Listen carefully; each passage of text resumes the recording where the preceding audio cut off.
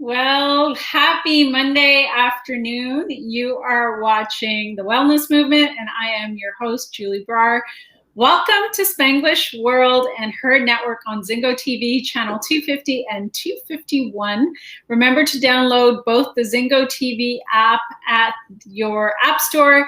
And while you're downloading, make sure that you rate and leave a review. Remember that Zingo TV is available on Google Chromecast, Amazon Fire and Fire Sticks, Roku and Roku Sticks on all smart TVs from 2016 forward. All right. Awesome. So I have a special guest today. I'm going to read you her bio, and then we're going to have a wonderful chat, and she's going to share her journey and what she's up to these days. So I've got here Danya Douglas Hunt. She is a former Olympic athletic therapist, and strength conditioning coach turned multi-passionate entrepreneur. Hey, that's what I call myself. Yeah, right. Her main focus is slaying the invisible dragons, holding purpose-driven high performers back from creating the income and the impact they know is possible. She focuses on elevating the person behind the business, dialing in on mindset, habits, and business coaching. Danya is deepening her coaching skills and currently getting certified in Neuro-Linguistic Programming, life and success coach, time techniques practitioner, and clinical hypnotherapist and emotional freedom techniques facilitator. Outside of her own one-to-one and small group coaching, she is trained by and coaches on James Wedmore's team and performance coaching, plus co-creator of the Back on Track program with Pure Life Organics. She has spoken on Tribe Live Stage in front of over 1,000 attendees and has been featured on multiple podcasts, Apple TV, Roku, and Amazon Fire. When she isn't coaching, you can find her either kicking someone's butt in Settlers of Catan, or adventuring outside on a beach / mountains with tea and her big dog named Tabata. Is that Tabata as in the Tabata technique? Yep, the workout. That's hardcore. Yeah, it's kind of funny. I knew she was going to be a big dog, and she's a mix of a Rottweiler and a Mastiff. And so she's got like the laziness of a Mastiff, but she can go for hours and like has these short, intense births. So I'm like, what do I name her? And so it's kind of more of a joke, but yeah, her name's Tabata. So if you're in the fitness space, you get it. And if you're not, you're like, Tabata, how do you say this? Oh, yeah. More of like a inside joke. Please explain to people what it is, because sure. You're like, what are you talking about? So Tabata is just a style of workout. It's interval training. Traditional Tabata is 20 seconds of work followed by 10 seconds of rest times 8 rounds. It's really high intense, but short. So it's more of an inside joke why I named her that. Like, again, if you're in the fitness space, you kind of like roll your eyes and laugh, and other people are like, this is a weird name.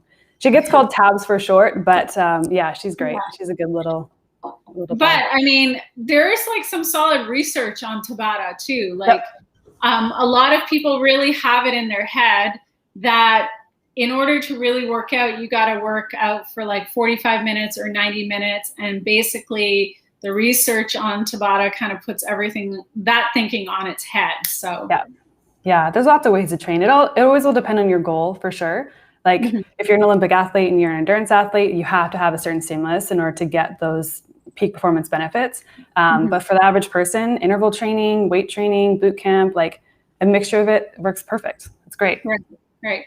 So you started working with athletes. That was basically where you started. But before that, where were you? Because somebody doesn't just work with athletes. Like, how does that happen? I grew up loving sports, and I always knew at the time, like back then, I'd be involved in sports somehow, like whether I was an athlete myself or wanted to work with athletes. And I remember actually watching a college basketball game, and someone had a booth actually for athletic therapy. And I'm like, what is that? Like, I've always heard of physiotherapy, but not athletic therapy. And so I was talking to that person, and I was like, this is exactly what I want to do back then at the time. And so I figured out that schooling. It was in my hometown. Luckily, there was one of 7 schools who offered it in Canada, and one of them happened to be where I lived. So I went down that route and got my degree in athletic therapy. And through that, you can get other certifications. So I'm pretty sure in Canada, but also US as well, your certified strength and conditioning specialist ticket is like the highest ticket you can get for training, which is required to work with athletes. So through just working in school, and then when I graduated school, it was like, how do I work with Olympic athletes? Like, how do I do this? How do I actually now create working with high achieving athletes? So I fought tooth and nail for it, but I landed my dream job out of college at the time was working with Olympic athletes. And I started with Swimming Canada. I then have worked with Rugby Canada, triathlon, paratriathlon, diving. So it's just been I've always just been active. I've appreciated movement. I've loved movement. It's so important to my lifestyle and my happiness to have a healthy, functioning body. And I just happened to have landed a job early on working with Olympic athletes, traveling the world and helping them stay, in the game, in their sport, staying injury-free, helping work with those injuries and performing their best. So it's always just kind of been in my blood, I would say. Well, wouldn't you say that like having like a healthy functioning body is probably like should be a little bit hashtag goals for everybody? Like even if you're not an Olympic athlete, like, I know for myself, like I kind of, if someone asked me, what is my philosophy on health and wellness, I would pare it down to like all of the different things I do, probably pare down to 3 categories: mindset, movement, nutrition. Yeah, I love it. So those things are like every single day, there has to be an input in each of those places, right? Yeah. So like a practice like meditation, obviously mindset, journaling, obviously mindset, nutrition, it kind of speaks for itself. Movement, I always tell clients, I'm like, I don't care how you move. I don't care if you dance naked in your kitchen. If that floats your boat, go for it. As long as the people you live with don't care about it, totally. You're into it, go for it. But you got to move your body. You can't just be sitting around all day long and expecting yourself to be healthy.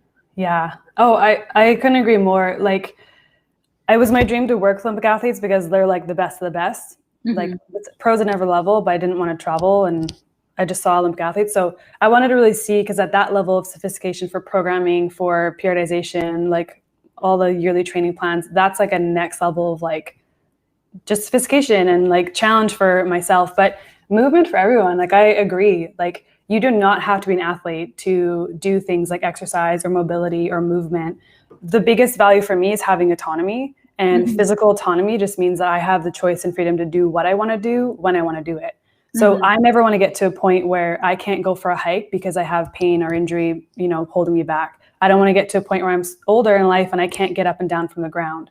So, and that starts with how you take care of your body today, right? So yes, I've worked with Olympic athletes. However, I've worked with lots of clients in between, but for everyone, like movement and physical freedom and to be able to do what you want to do is like the foundation of life, I would say, right? Like being able to actually control and have give yourself the probability to have movement into your later years by taking care of yourself now is massive. And without movement and physical activity or health in my life, I would be a very different person.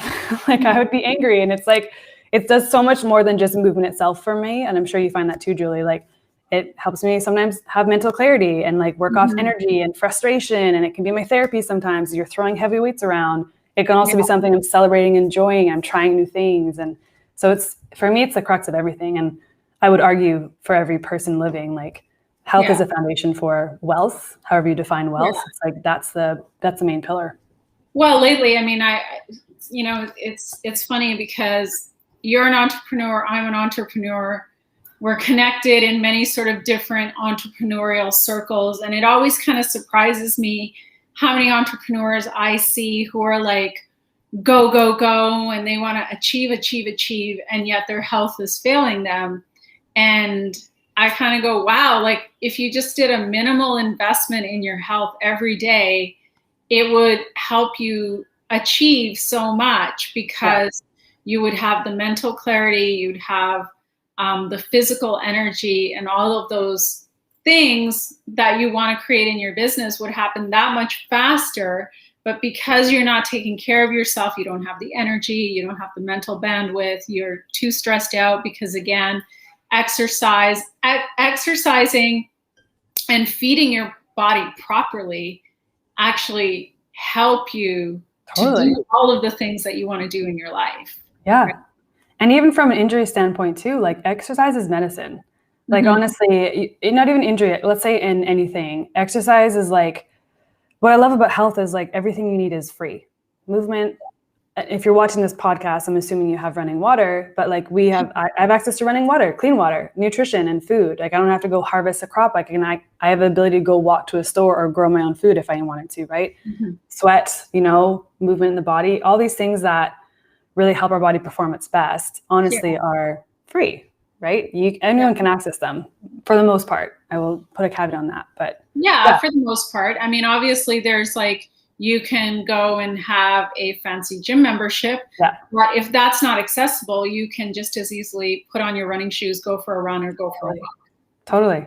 Right. Walking is so therapeutic and so good for the body too, like in so many ways. You don't have to have these fancy programs, this yearly training. You don't have to any of those things, but just to do some basic movement for your body is really vital. And I think the thing I come up against most with working with high achieving or high performing entrepreneurs is they feel like taking time for themselves is taking away from the business. Like, oh, but I could be focusing on, making more money or signing these clients and it's go, go, go.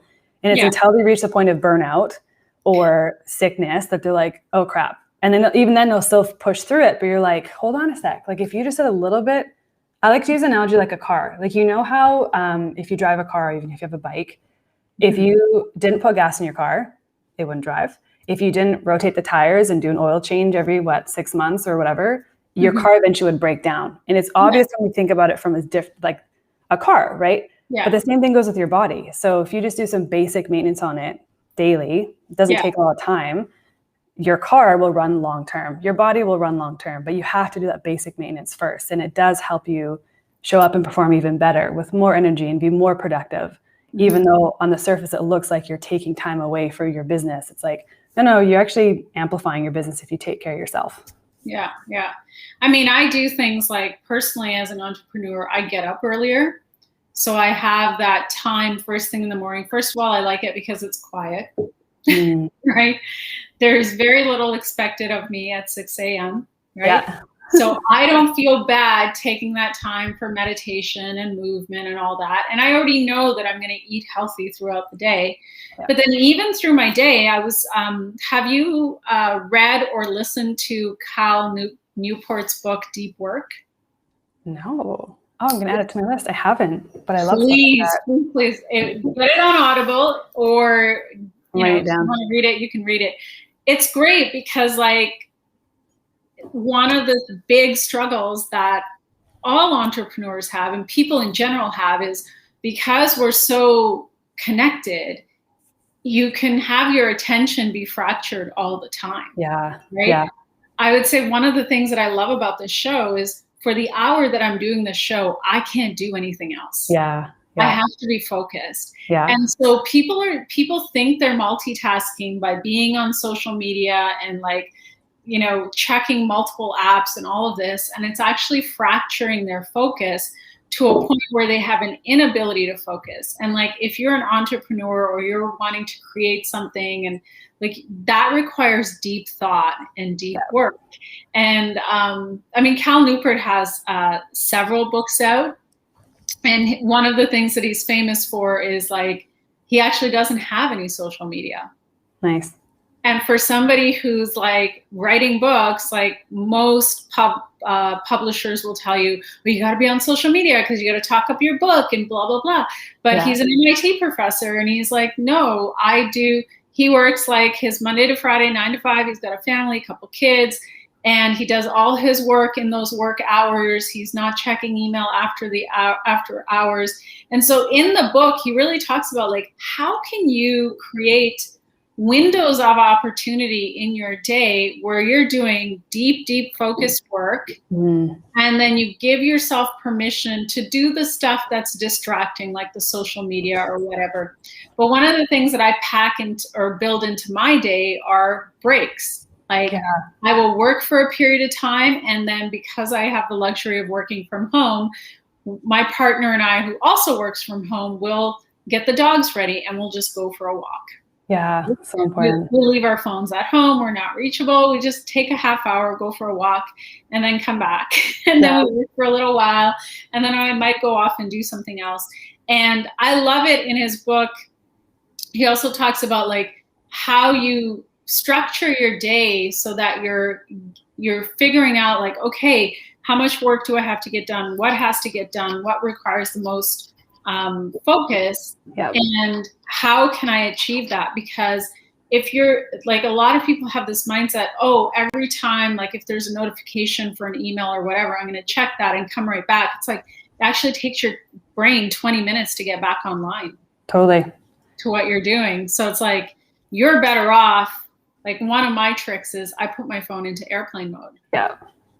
Yeah, I don't even have it near me when I'm doing like deep focus work or working, like it's not near me. And I actually don't even allow my notifications to be on. So I only know if I have a message if I actually go in and open the app and then I see the messages. Because if I see that little number, I'll be like, oh, I have to go check it. Like it's a trigger for me. So it's like, I just turn it off. So it's like what I'm hearing you say, which all high performing entrepreneurs do is they set themselves up for success, right? Like how do you set yourself up for success to give yourself the best advantage from not having these things distract you? So for me, it's like putting my phone out of mind, out of sight, turn off the notifications, airplane mode, what you said.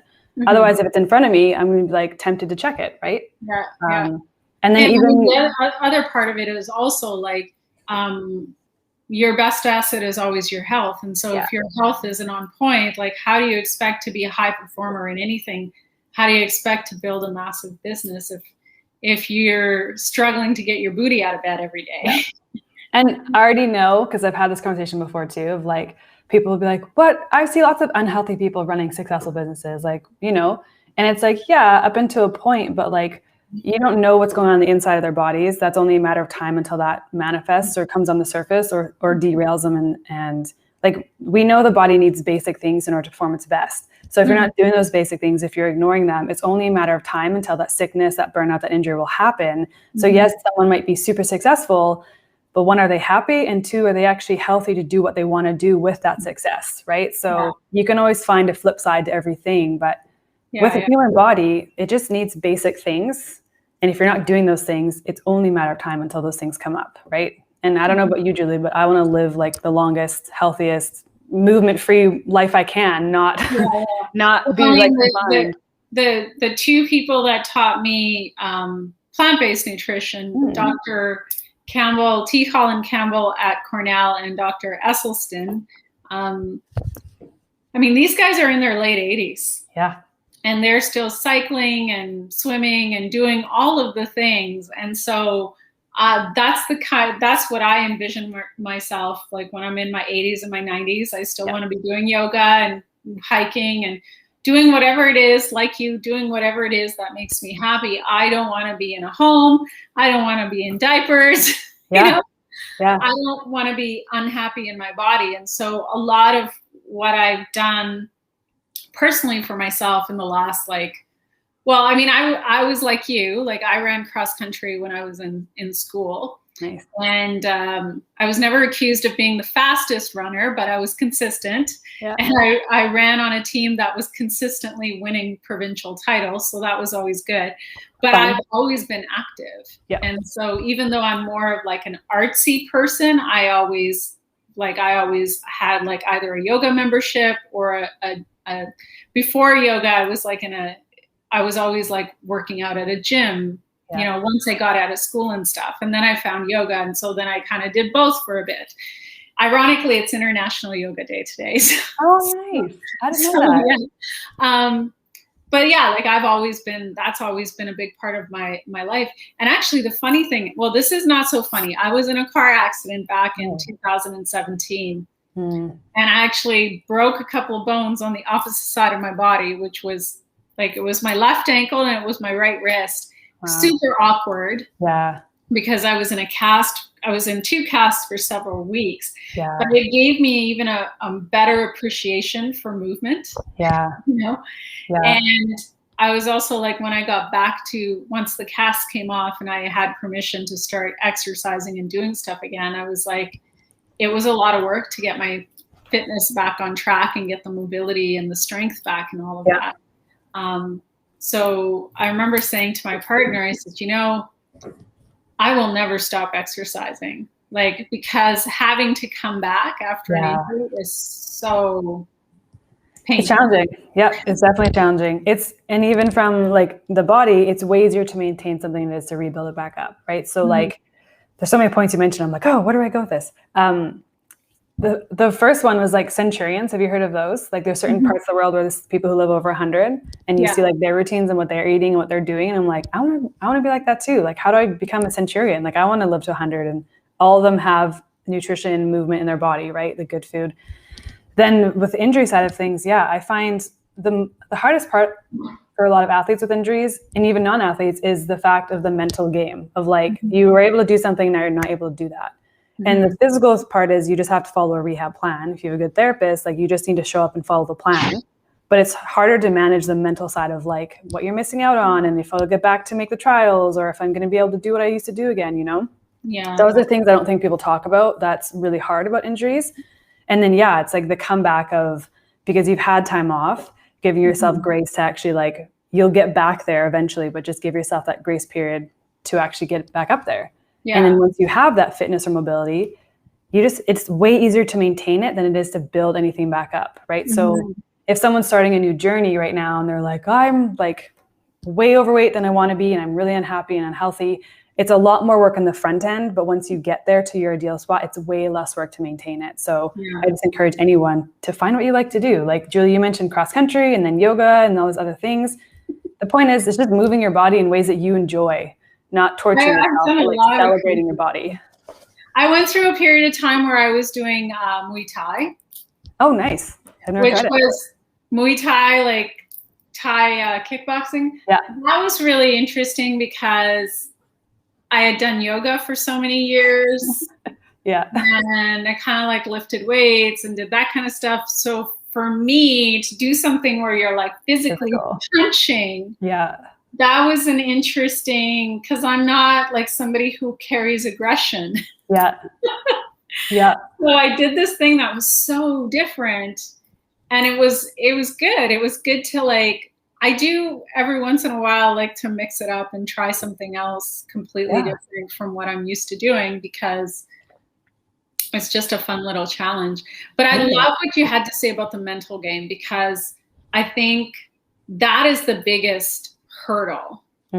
Far beyond the physical body is just that if you can overcome that mental hurdle in your physical fitness, you can apply that to so many other areas of your life. But if you're not able to overcome those hurdles, then it becomes much more challenging. So what would you say are like some of the tips and the techniques that you employ to try and keep people in the proverbial game, so to speak? When I, even just a side point to that, like this is why some people are like, how do you go from working with Olympic athletes to now like entrepreneurs, like mainly entrepreneurs, right? And it's like high performing entrepreneurs and high performing Olympic athletes are very similar. Like they share a very similar mindset, very similar values. They understand failure. They understand like they need to push themselves out of their comfort zone. Like there's so many characteristics and values that are similar. And I think research was showing that I last saw 80% of like peak performance is mindset. 20% of it's strategy. So in the business side of things and in the even athletic side of things, like when you get to the Olympic level, everyone's got the best nutrition for the most part, best training. They've trained for 4, 8, 12 years. Like, and what's the thing that really puts people over the edge is the mental game. It's like really believing in yourself and staying focused and present on what you can control. So I think the biggest thing I would say is, as best as you can, stay in the now moment. And that is way harder than it seems, to be where your feet are. It is very easy for our brains to want to come up with dramatic worst case scenarios. Like anytime we're about to do something, it's like, well, what if this goes wrong? And what if this goes wrong? It's like, you only can control right here, right now in this moment. That's all we have is right here, right now. So if you're going through injury or any sort of situation, right, have a coach or have someone who's going to help you with that rehab process. The only thing you can do is here and now. And once you have that strategy and plan in place, the best thing and only thing you can control is your thoughts, your beliefs around what's possible, and your actions. Nothing else outside of you we can control, right? So as long as you're just able to show up and be present, what can I do today to work towards my goals? Not the, oh no, what if I don't get back? What if I do get back? We don't know. We can't predict the future. But what we can do is really focus on us and what we are able to control, which from the movement injury side of things, it's like, okay, can I show up and do my rehab? Can I eat really good food? Is there other things I can do that maybe I've injured my arm, but I can work other parts of my body out to still maintain lots of other things I've already built up, but just not the injury side. So it always just comes back to the attention on you, right? What can you control? And it's only stuff that you can think, believe, and do, not other people outside of you, not other situations, not the future. Like you can't, right? So not easier the said than done. past. Yeah, reliving the past, like, oh, I shouldn't have done that turn. I shouldn't have made that business deal or whatever it might be. It's like, it's done. Whatever has happened in the past is done. You can look at it and be like, what are the lessons I can learn? What did I learn? I don't feel like there's ever failure. There's either lessons or there's results. So if something you've done in life has resulted in what you deem as a failure, how can you look at that and be like, what did I learn here? Was it something from a technique perspective? Did I try something too hard in the physical spot? A lot of times when people get injured, when it's not traumatic, they already know. They've had some wiggles before and they're ignoring it. And they're like, oh, I should have warmed up. Like they already kind of know, but they ignore those things and they still push themselves. And then that's when injury can happen. So it's like, okay, maybe the lesson is I need to actually listen to my body and do what my strength coach says or follow the plan or actually do a good warm up, not what I did. If it's in the business world, the same thing. Like anytime there's something that goes south, you look at what is the lesson I can learn from this, no matter how hard it is. How can I take the lesson in the forward and now release it? Like you can't relive it, you can't redo it, but you can take new action moving forward. But again, only from the present moment, you know? So those are, I think, some of the main ones. And I'm happy to jam on further ones, like more in depth, but easier said than done. It's simple, but it's not the easiest to just be like, can I be where my feet are right now? Can I just be fully with Julie and not thinking of like my next meeting, my business call, my list I have to do, my, oh crap, this and my food. It's like, no, just be here with Julie. Like, don't think of anything else. So when you were working with athletes, like how good were they at applying these things to their performance?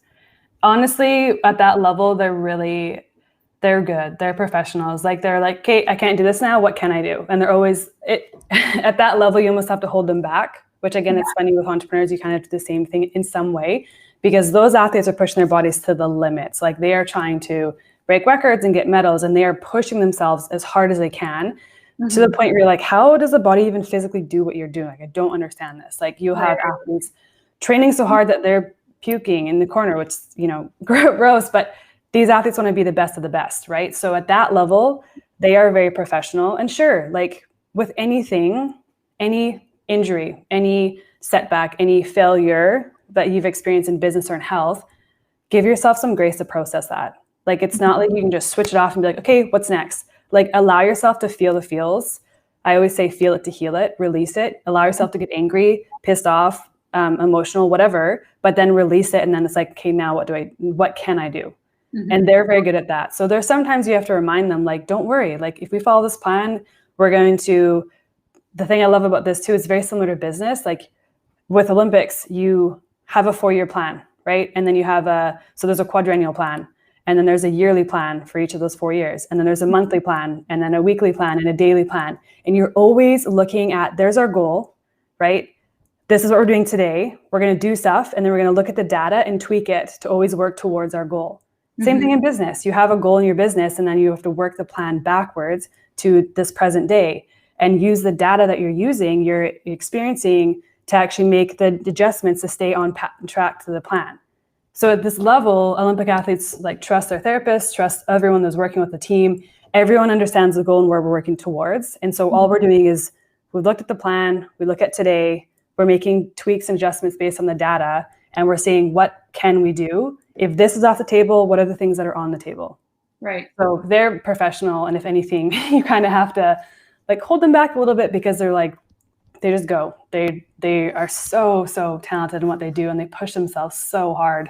But that's what you have to do to be the best in the world, and they fully understand that. So right. Yeah. So then how would you say, like, with people in business, you work with high performers, are they as good as athletes at basically taking notes? And I would say there's kind of two camps of clients. I would say there's like the type A who like knows their setbacks. They're like, I know I work too hard. I know these things about myself. I know my invisible dragons.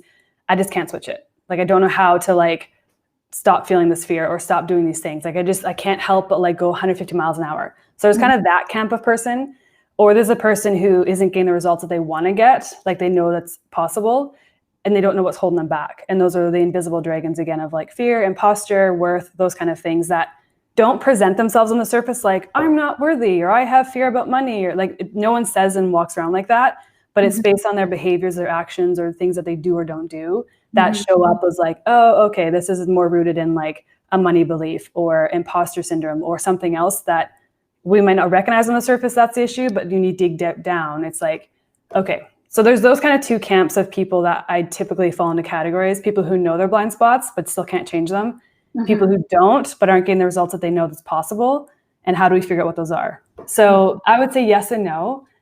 With coaching though, this is the fun thing. Like, look, I don't know if you've ever had a coach, if people's watching coaching. Coaching is, I love it. It's also tough because you say things to your client that they maybe aren't used to hearing because no one said it to them, because either their employees or their people are too nervous or scared to say anything, and like no one's actually holding their feet to the fire and calling them out on their poop, right? But it's really just being a mirror back to them. Like, I don't know the answers for my clients. They do. But right now, sometimes they've got gunk and stuff in the way that they can't see the answers. And so as a coach, you pull out the information that they already have within themselves. You pull the crap that's holding them back, and you challenge them and you elevate them. Like, this is your goal. Okay, great. This is what's going to take to get there. However, you, the person behind the business, it's up to you. So what's the stuff holding you back getting there, right? And how can we create a plan to set yourself up for success to actually achieve that goal? It's like, I just had this conversation with a client earlier. They're like, I just need this strategy. I just need to do this. And I'm like, yeah, but if you don't have clarity on yourself and your values and your beliefs, the strategy is the easy bit. Like, not to discount strategy. That's a consultant. I'm a coach. So I'm helping uncover what people already know.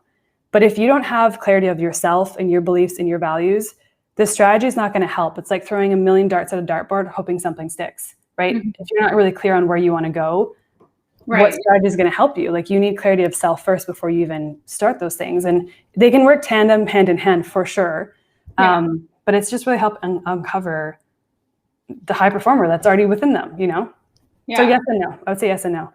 Through coaching, they get there, but sometimes at the very beginning, it's not like always that easy. It's doing a lot of work that they're maybe not comfortable with or have done before, or someone's challenging them on in a loving, respectable way, because it's like, I see where you can go. I see your highest self. You're here. I need to ask you questions and push you to get to here and see yourself like I see you, right? And so sometimes there's this like fun, uncomfortable, lots of crying sometimes, conversations, but ultimately gets them where they want to go. So I was wondering, I was like, does anybody cry? Oh yeah. Sometimes they're like, a lot of times too, there's like, I never cry this much. Like, I've never said this before. And it's like, yeah, because where do you have someone who's genuinely asking, like, what do you want? What are your goals? How is this a problem for you? Like, genuinely asking, holding space for someone to share their deepest, darkest fears and vulnerability, right? Like, a lot of people don't want to look silly or bad or even admit that they have certain fears, but they know deep down there's something there. So it's a really intimate space where you get to hold space for someone to share their fears and actually voice them without any judgment. And like, okay, great, let's work around these. How do we actually move you through these fears so you can do what you want to do and make the income impact you want? So there's a lot of crying, but it's not like I'm a mean person making you cry. It's more just like, holy crap, I've never said this before. I've never actually realized this about myself, or that's what's holding me back, or, like it's a privilege for sure. Yeah, I'm sure that there's a lot of stuff that comes up, and I mean, running a business is challenging, right? Oh yeah. It's way more challenging than going to work for someone. And even though you get to be the boss, you have to also, I kind of feel like, at least this is how I am. Like, I kind of always feel like I'm in constant evolution mode, you know, and that the business will only move as fast as I'm willing to transform and do the work. Yeah. I think that's one of the most surprising things about business owners is like, when you start coaching, it's like, we're focusing on the person behind the business. And it goes back to what you just said, as you grow, your business grows, right? Mm-hmm. It's like, as you evolve, your business evolves. And until you do evolve and actually reach new levels of awareness or consciousness or change certain beliefs, like your business will always stay where you're at. So if you want your business to grow, look at the person behind the business running it, right? And can you elevate that self, and then naturally your business grows and follows along with it. Mm-hmm, mm-hmm. So good. So would you say like it was easier when you were working with Olympic athletes because they're just used to taking direction? Yes and no. They're very stubborn. Like they're very like driven. Like you got to imagine these are athletes push themselves to the brink. They're amazing individuals to work with. Amazing. However, there's definitely times of heated conversations and very stubbornness, and like, you know, they're just wanting to fight to like really be back on the field or be back, you know, performing. And it's like, you have to be that person as that stop gatekeeper, because you're dealing with physical injury and health. It's like, we can't skip any steps here. We need to make sure we're setting you up for the best success. You're not going to re-injure yourself. So in some ways, yes, absolutely, because they're so driven. In other ways, it's the flip side of like, they're too driven sometimes. You're holding them back and getting in, not heated arguments, but just like I would say that goes back to your rapport with the athlete, how much they trust you. If they don't trust you, they're going to push back on everything you say. If they trust you and you've worked with them and you've built up that rapport, just like any client you work with, they're going to trust what you say and know that you have their best interests at heart. Right. But it still doesn't make it always easy to be like, oh, sorry, we're not going to do this, but we're going to do this instead. And having to constantly like re-explain to them, like, don't worry, this is still working towards your goal, just in a different way. It's like Google Maps, you know? You put a destination in your address. So if you don't know Google Maps, it's like on your phone, you put a destination in your address, right? And there's like 3 or 4 different blue lines that pop up. You're still getting to the goal. It's just you might have to take a different path, or you might do a U-turn and have to reroute, but it's always working towards the same path. Right. It's always kind of constantly educating and reminding them of that, to like keep the babe. Because look, like when you got Olympic trials on the line or Olympics, of course they're going to have stress and anxiety around that. And in my capacity with Olympic athletes, it wasn't the mental performance side as much. Like you deal with that because you're very intimate and close in the therapy relationship and strength conditioning, but they had very specific mental performance psychologists that would work with them on that regards. So, but yeah, everyone worked together. It was cool. Yeah. Yeah. So, I mean, like just going back to entrepreneurs and people who are wanting to up-level their performance. Yeah. How important would you say it is for somebody who's like a business owner who's wanting to scale to actually work with somebody that is? Oh, I'm so biased. The business. Yeah. I genuinely think, and it's in my opinion, but also research shows like high performers always have a coach or a mentor in their corner, right? So you look at any top athlete performing, you look at any top business person, they always have either a board of advisors or a coach in their corner, because as a business owner, you can't read the label from inside the jar. Meaning you're in your bubble, you know your business really well, but you're not able to see different perspectives or the gaps or the holes in the bucket that might be going on that someone outside of your bubble can see and help point out to you. So any smart high performer and business owner will be working with a coach or a mentor or mentee to help elevate their business. And it just goes the saying of, you can do anything. You can do anything, right? And you can go fast by yourself, but you can go further when you have other people helping, encourage you, and like finding your blind spots that are holding you back, right? So I would say anyone who's serious about scaling or growing their business and wants to grow themselves, investing in a coach is like a requirement. Yeah. I mean, I think like one of the things that I noticed, like just being in the health space, is I will have people say to me, how much does XYZ program cost? Totally. So they look at everything as a cost. Yep. Well, a cost is money that goes out that you never get to see a return on. Yep. Whereas when you're investing in your own personal health and development, yes, you're outputting money, but then you're also getting the opportunity to grow yourself in such a way so that you benefit. Yep. Right?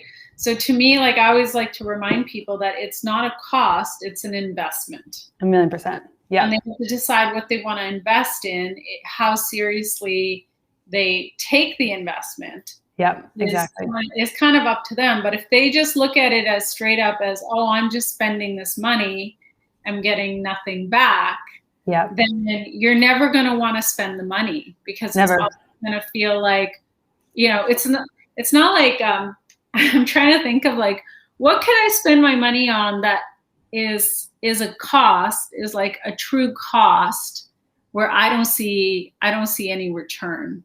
Right.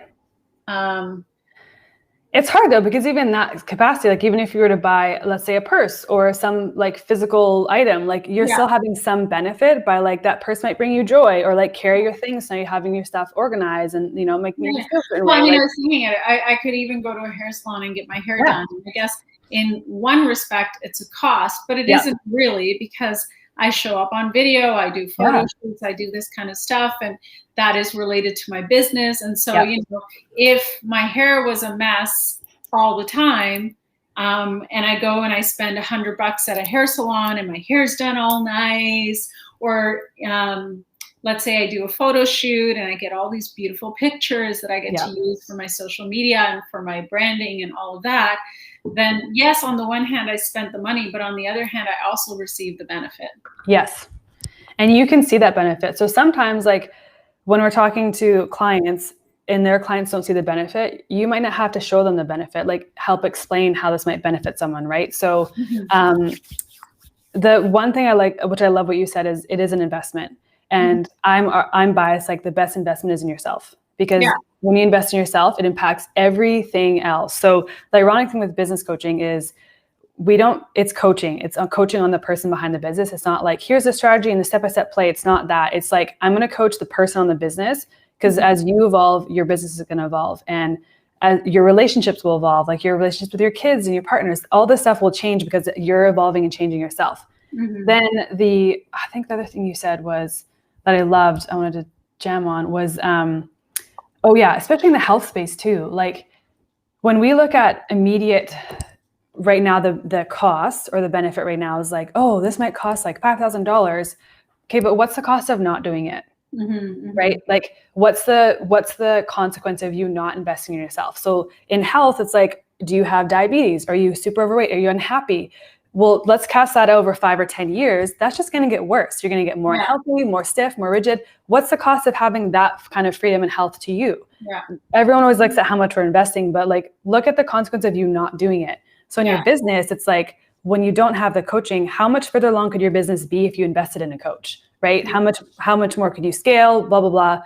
So you can almost play the flip side of that coin of, yes, this is an investment, but if you don't do it, what's the consequence? And no one seems to want to look at that, because it's easier just to be like, oh, this is comfortable, I can just do this now.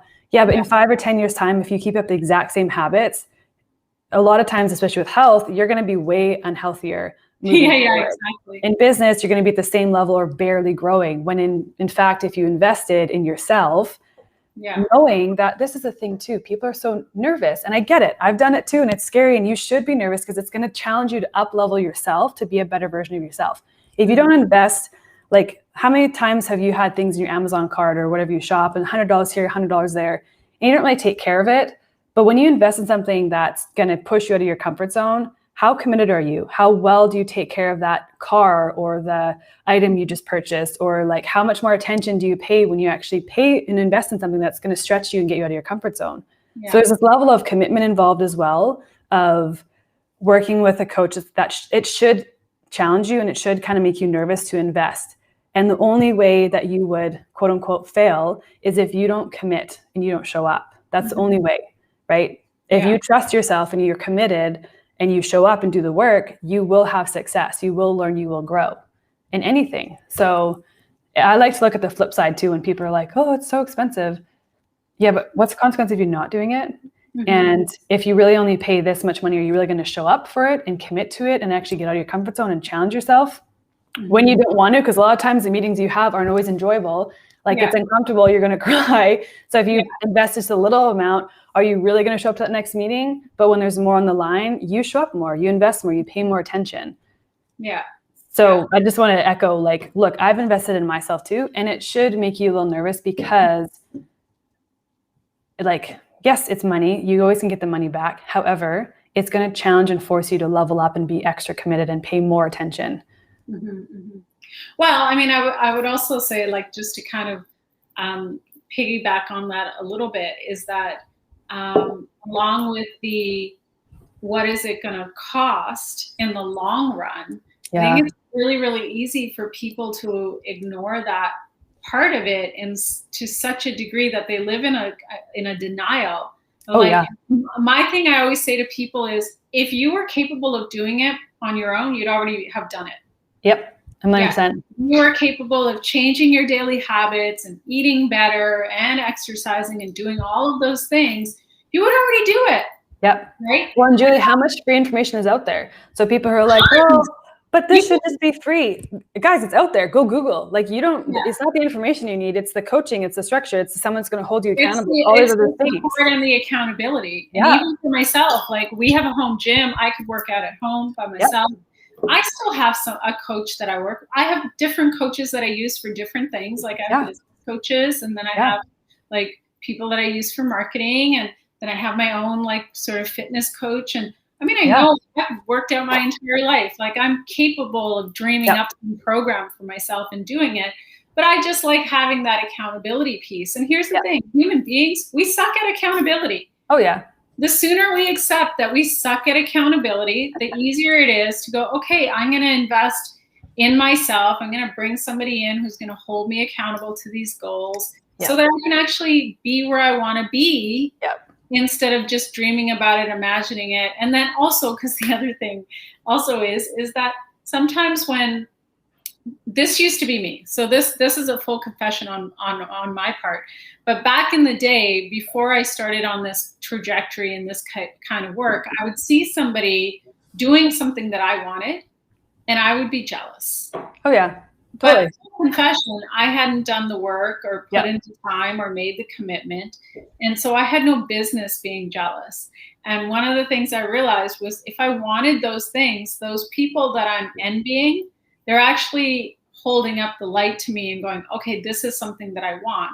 So I need to figure out, how did they get there? And how can I get there?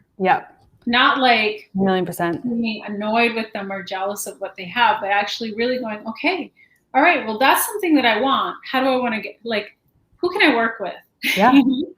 Honestly, and like, the jealousy is actually a really good thing, because it's showing you like you want that thing, right? And then it's like, but okay, we want that thing, amazing, but we can't live in the complaining and like now jealousy being like grudging, like, oh, you know, F you or whatever, like, I'm, you know, how dare you? No, when someone does something you want and you feel this jealousness inside, amazing. That's indicating something that maybe follow that path or follow where that's going. And the great thing about things like NLP is, if anyone else can do it, you can do it too. Especially in this day and age, like, there's examples of people who have more on their plate, who are started off way worse off, who have more difficulties, more challenges, busier, and they've done it.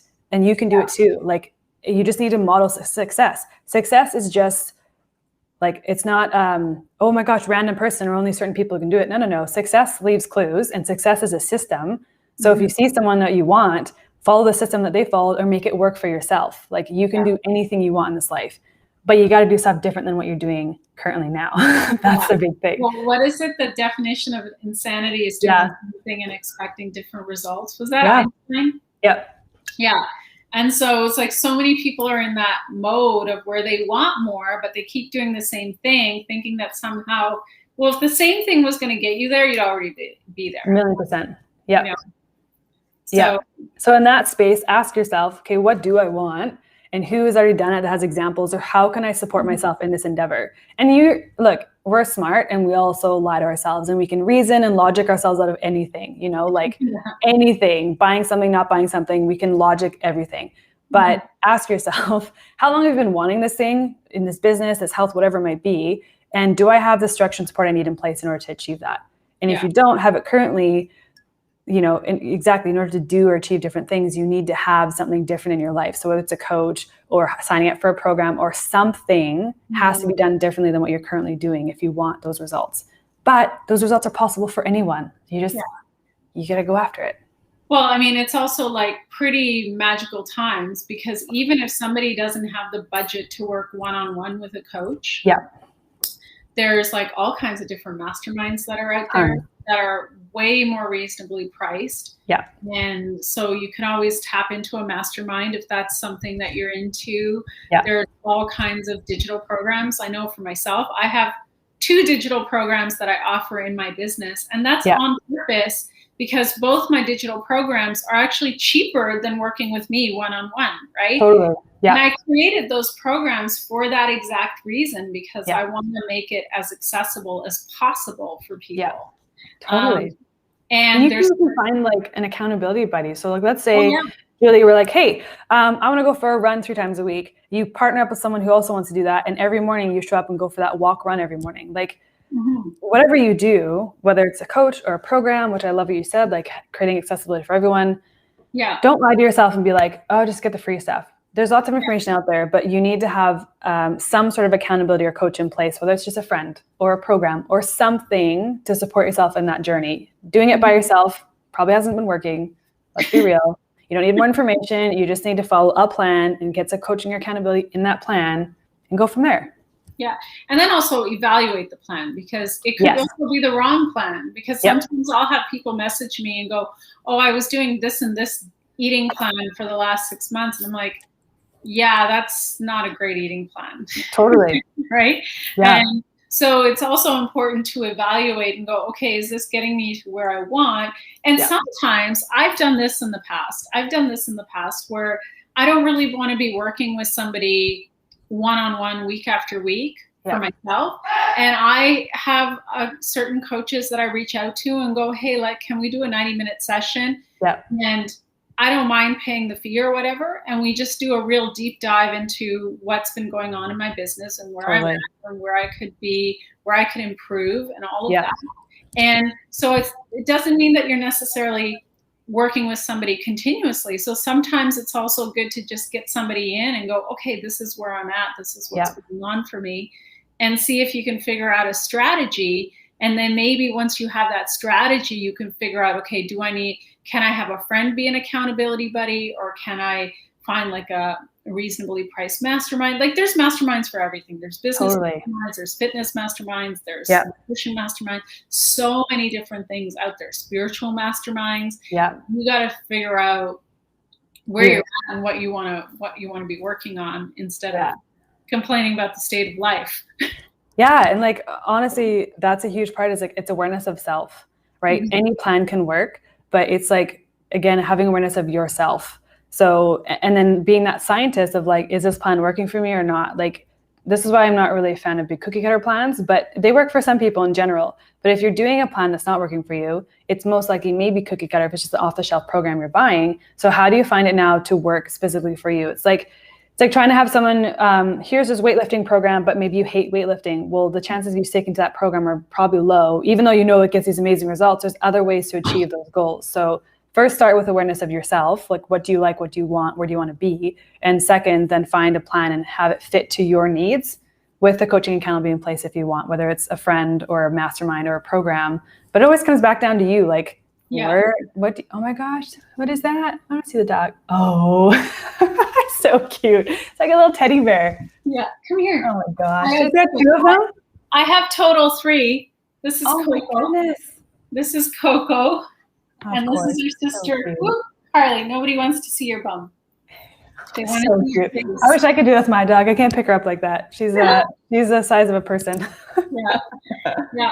So I love this conversation. We kind of have to wind it down. So how can people find you, especially if they want to up level their performance? Yeah. So I hang out mainly on Instagram. It's on my name, @Coach Danya. If you send me DM, I'm most likely to reply, except my phone swam this weekend, so I've been off social media. But yeah, just find me @Coach Danya. I'm super easy to reach there. I'll just say that's easiest to find, easiest to spell and find. So @Coach Danya, and then in the link in my bio is other like one-on-one or website stuff too, or programs that are available for people who are like, what the heck do I do? Awesome. Well, thanks everyone for tuning in. This show can be heard on Spanglish Radio Network. Her network is a part of Spanglish World Media. Check out spanglishworld.ca for all news and programming. Spanglish World, watch it, hear it, read it, download it, and live it. Thanks for watching today. And thanks for coming on, Danya. Thanks for having me. It was such a pleasure. Thank you. Thank you.